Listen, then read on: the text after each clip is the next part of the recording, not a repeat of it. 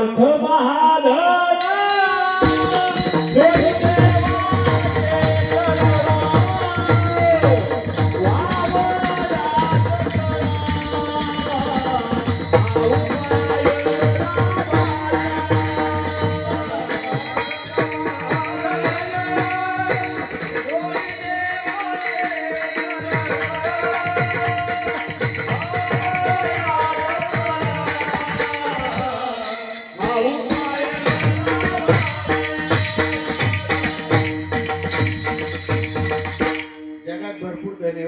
जगात भरपूर धन आहे. कोणत्या धनाने सुख भेटले आतापर्यंत सांगा? कोणत्या धनाने सुख भेटले? रावणा इतके श्रीमंत आपण कधी होऊ का? बाबा होऊ का? सांगा ना बाबा, रावणा इतके श्रीमंत होऊ का? आणि काय होऊ आपल्या म्हणजे ते पुण्याच्या भागात म्हणजे सोनेरी गोल्ड मॅन कोण चाटतो तुझ्या सोनेरी गोल्ड मॅनला? ज्याचे नाही का 5 लाख घर सोन्याची होती. कशाची होती? 5 लाख घर लंका सोन्याची होती. तेवढी आपल्या जवळ आहे का? कुठं तरी छटाकावर उड्या नाही मारायच्या, अजिबात नाही मारायच्या. बरं त्याने सुख भेटलंय का? एवढं सोनं नाणं असून सुद्धा सुख भेटलंय का? आणि त्या रावणाला नाही भेटलं. ज्या रावणातलं देवबंदिस्त करायची ताकद होती त्याला नाही भेटलं, तर तुम्हाला आम्हाला भेटेल का? आणि कशाला उड्या मारायच्या? त्याचा एक तरी पण नीट झाला का? समुद्राला गोडी आणि नाही आला, सोन्याला सुगंध आणि नाही आला, स्वर्गाला काहीतरी शिडी लावली, एक तरी पूर्ण झालं का? मग आपलं दरवर्षी वरलं बांधलं का वरलं तो काढ्याची कधी समाधान होईल? आणि जोपर्यंत समाधान होणार नाही तोपर्यंत देव कधी भेटू शकत नाही. अशक्य गोष्ट. आणि समाधानी राहण्याकरता आपल्याला सतत तसाच तो साधक आहे. तो कसा आहे? असमाधानी आहे, वैतागला आहे. ज्ञानोबा माऊलींजवळ आलेला आहे. माऊलींनी त्याला सांगितलं, अरे बाबा तू काळजी करू नको. तुला काय करायचंय? तुला काहीच नाही करायचं. फक्त या जगामध्ये एक तत्व आहे आणि त्या तत्वाचं नाम काय? तत्व म्हणजे काय? तत्व म्हणजे आपल्या सद्गुरूंनी दिलेलं महावाक्य ओम तस्तदी. ओम तस्तदी. ओम सच्चिदानंद रूप. ते कोणतं रूप आहे? ते सत चित आणि आनंद. खरा जीवनाचा जर खरा आनंद देणारा असेल तर ते तत्व आहे. आणि ते तत्व कोण आहे? माऊलींनी सांगितले. आणि इकडे तिकडे काय येतो? त्या तत्वाचा जर अभ्यास केला तर एक दिवस देवाला सुद्धा त्याची तुझी काय येईल? दया येईल आणि देव तुला भेटल्याशिवाय राहणार नाही. बरं ठीक आहे, मी करीन, पण त्याच्याकरता त्या तत्वाचं नाम काय? दुसऱ्या चरणामध्ये महाराज म्हणतात, काय म्हणतात? ते नाम सोपे रे रामकृष्ण गोविंद वाचेशी सदगद. आता इथं सुद्धा मी एक बरं का महाराज, सरळ नाही. ते नाम सोपे रे, त्याच्यामध्ये ते जोडलेलं आहे का? कशाला? ते नामाला जोडलेलं आहे का बाबा? ते नामाला जोडलेले का? त्याच्यामध्ये गॅप ठेवलेला आहे. म्हणजे याच्यामध्ये सुद्धा संतांनी, कारण संतांनी हे जे अभंग जे रचना केलेलं आहे त्याच्यामध्ये सुद्धा लपलेले काय आहे? तत्वच आहे.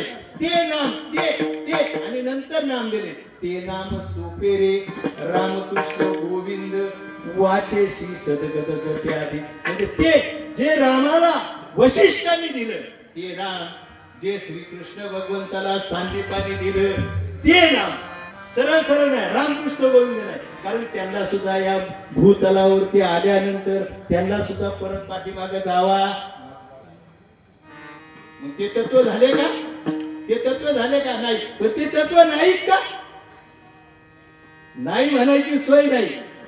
मग ते असं ते नाम सद्गतीत तुझ्या काय होईल? त्यांना जे नाम भेटले त्यांच्या सद्गुरूंनी दिलं, ते नामाचा जर तुझा जप भेटला, तुझ्या सुद्धा जीवनामध्ये असा महान एखादा महात्मा येईल आणि ते नाम देईल. त्या नामाचा जर अभ्यास केला, जे श्रीकृष्ण भगवंताला भेटलं, जे रामाला भेटलं, तुझी एक दिवस वाचा सद्गतीत झाल्याशिवाय राहणार नाही. वाचा सद्गतीत होईल. म्हणजे मला एक सांगा ना, अतिप्रेमाचं माणूस जर भरपूर दिवसानंतर जर भेटलं तर माणसाच्या शरीराला काय होतंय?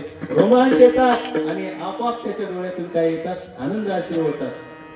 तसा साधू जर त्यांना याच्यामध्ये जर आला ना, त्याच्यामध्ये साधू जर जीवनामध्ये असा श्रीमंत साधू जर जीवनामध्ये आला ना, तर काय होतंय?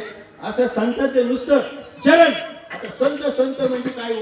लोकांनी संत म्हणजे आमच्यासारखे डबारके संत आम्ही नाही. संत ती पदवी आहे. संत म्हणजे ते नाम आहे. संत म्हणजे काय आहे? ते नाम आहे. ते संतांना चरण गेलं तर. म्हणून तर तुकाराम म्हणून संत चरण रज लागला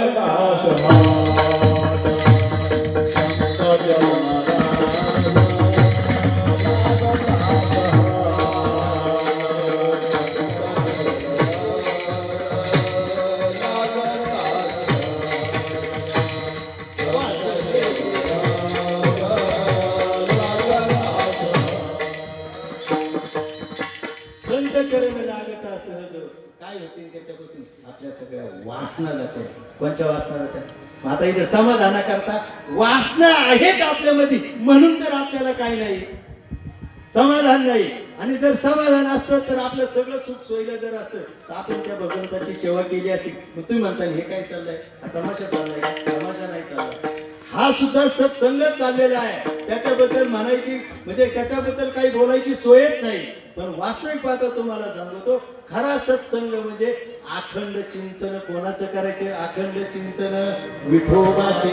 तेव्हा त्याला तो सत्संग म्हणतात. सत्य वस्तूचा संग करण्याकरता मग वास्तविक पाहता हे नाम सोपे रामकृष्ण अशा नामाचा जर तुला मग ते म्हणले त्यांनी काय होईल? त्यांनी सांगितलं आता ज्यावेळेस तुला त्या रामकृष्ण नामाचा ज्यावेळेस त्या नामाचा ज्यावेळेस तुला उपदेश होईल रे साधका, ते नाम तू सोडू नको. कारण नामापुरते साधन अनेक पंथा, अनेक पंथाला जाऊ नको.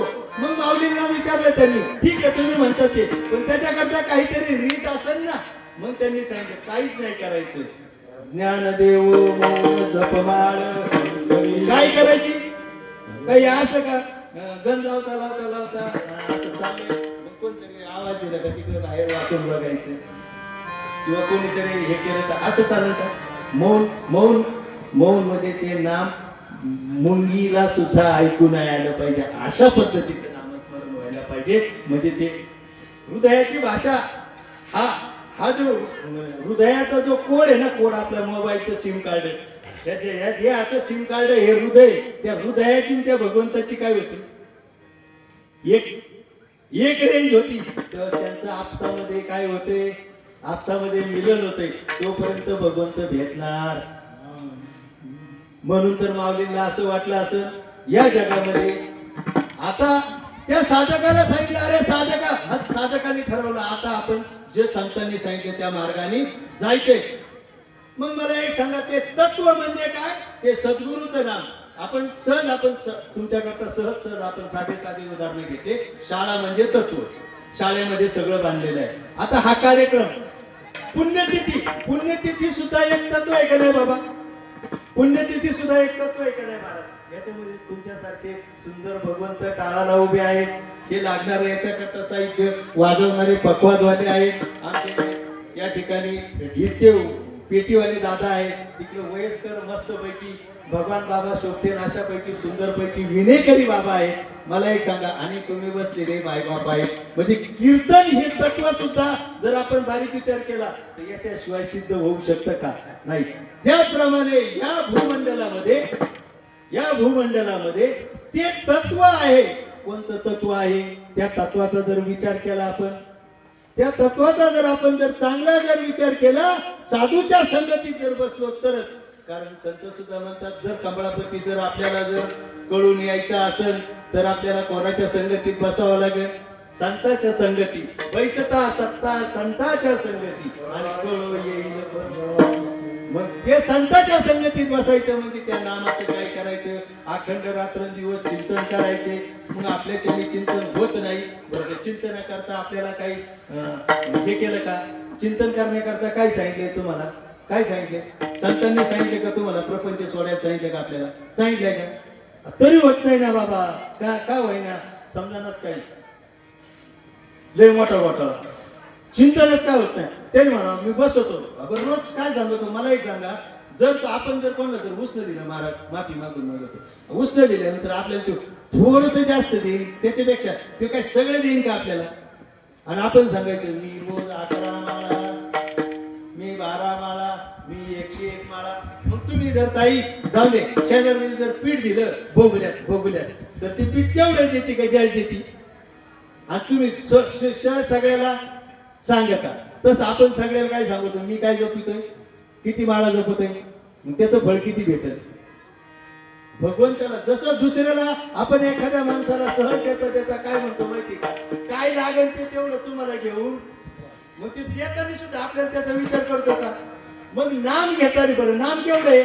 नाम किती बी घेतलं तर नाम संपायची वस्तू आहे का? नाही. ज्ञानोबाबांना तर एकदा प्रश्न पडलाय, या जगामध्ये सगळ्यात जास्त समाधान भेटेल अशी वस्तू कोणची? दिसती ती वस्तू नाही. त्यांच्या सद्गुरूंनी त्यांना सांगितलं, अरे ही पृथ्वी आहे, पृथ्वी जेवढी आहे पृथ्वीच्या 3 पट काय आहे? पाणी आहे. पाण्याच्या 3 पट काय आहे? पाण्याच्या 3 पट अग्नी. अग्नीच्या 3 पट मोठा कोण आहे? वायू आहे. आणि वायूपेक्षा बी मोठं कोण आहे महाराज? हे आकाश आहे, हे गगन आहे. हे सगळं कसं आहे मध्ये हे आकाशाच्या खाली धरलेले. माऊलींना प्रश्न पड, माऊली म्हणे मी याच्यापेक्षा मोठं त्यांच्या सद्गुरूंनी सांगितलं.